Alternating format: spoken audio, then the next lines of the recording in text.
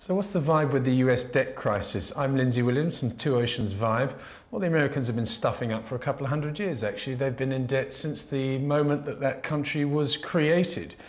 Bill Clinton in January 2011 at the Davos World Economic Forum said that for the last 200 years, anyone that has bet against America has lost money.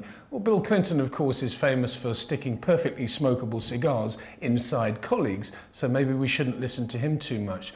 The US budget deficit is a fact of life. Every single year, the United States of America, a nation of burger flippers, does one thing: it spends too much. It brings in $100 of taxes and it spends maybe $120 on top of that.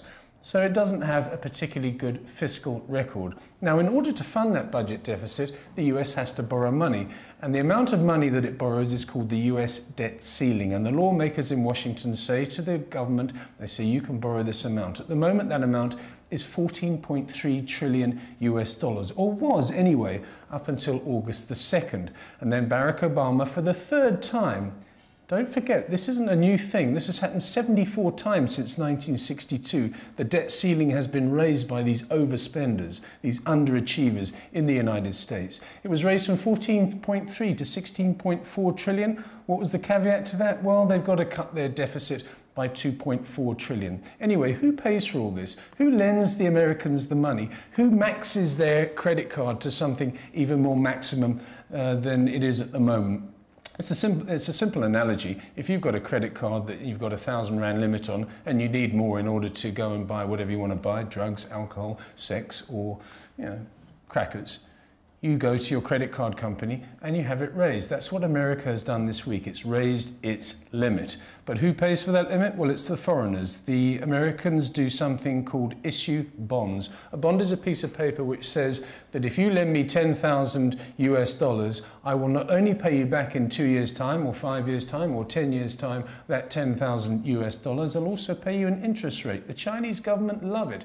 The Spanish government loves it. The institutions love it. Bank of America loves it. And Barclays Bank in the United Kingdom loves it as well, because it's a safe AAA rated investment. AAA is something that the ratings agencies like Moody's and Fitch and Standard & Poor's come up with. They say, what is the likelihood of this investment being paid back? And if it's a really good likelihood, the best you can ever get, it's called AAA, AAA.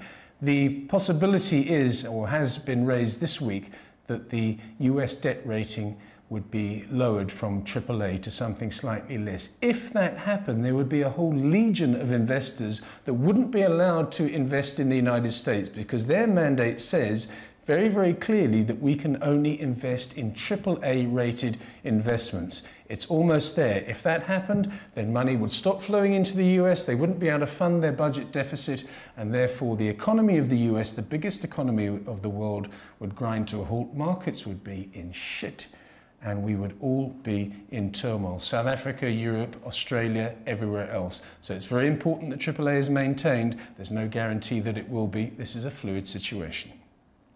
I'm Lindsay Williams from Two Oceans Vibe with